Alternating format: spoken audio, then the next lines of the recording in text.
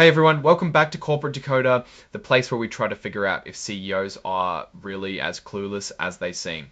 Today we're diving into GT Biopharma's latest filing, and it looks like they're giving their top guy a bit of a contract extension, but is it backed by performance or just a good handshake? Let's find out. Alright, so what we have here is a Form 8K, which is basically the company's way of telling the world about big news that isn't regularly reported on.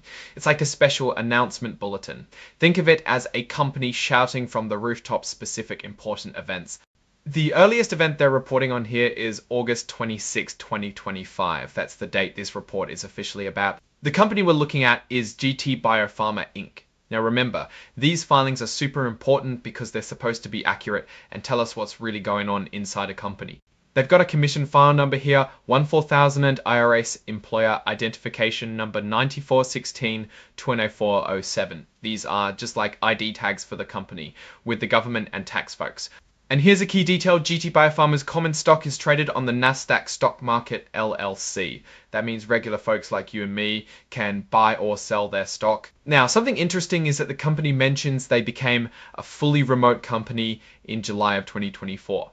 This means they don't have a central physical office anymore. For any official mail or communications, they've provided an alternative address or an email for their audit committee. This is a significant shift in how they operate and manage their business. The main event they're talking about in this filing falls under item 5.02.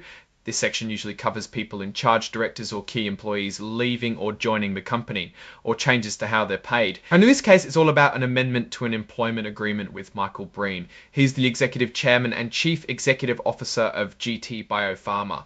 Think of an amendment like a change or an update to a contract. So what did this amendment do? Well, the company's board of directors decided to renew Mr. Breen's role as CEO for another 2 years.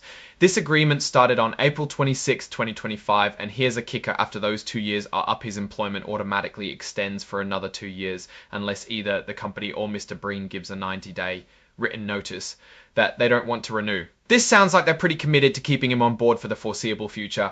Also, they mentioned that this description is just a summary, and the actual legal document amendment number 3 is attached as an exhibit. This is standard practice to keep the main report concise while providing the full details in supporting documents.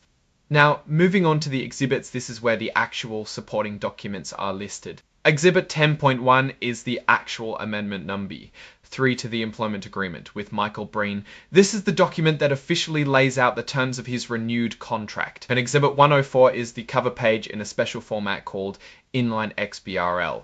This is a way to make financial data more easily readable by computers and people alike. The report itself is signed off on August 29, 2025, and it's signed by Alan Irvin, the Chief Financial Officer. He's confirming that everything in this report is accurate to the best of his knowledge.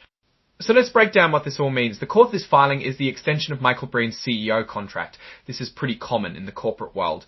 Boards often want to provide stability at the top, especially if they feel the CEO is doing a good job or if they want to keep certain strategic plans in motion. The automatic renewal clause is interesting though.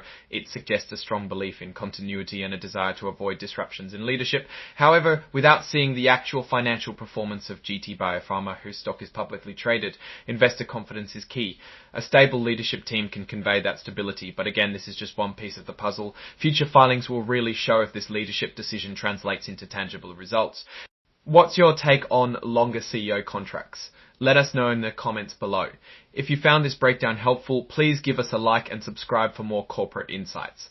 And don't forget to join our Discord community for more discussions. Thanks for watching. See you next time.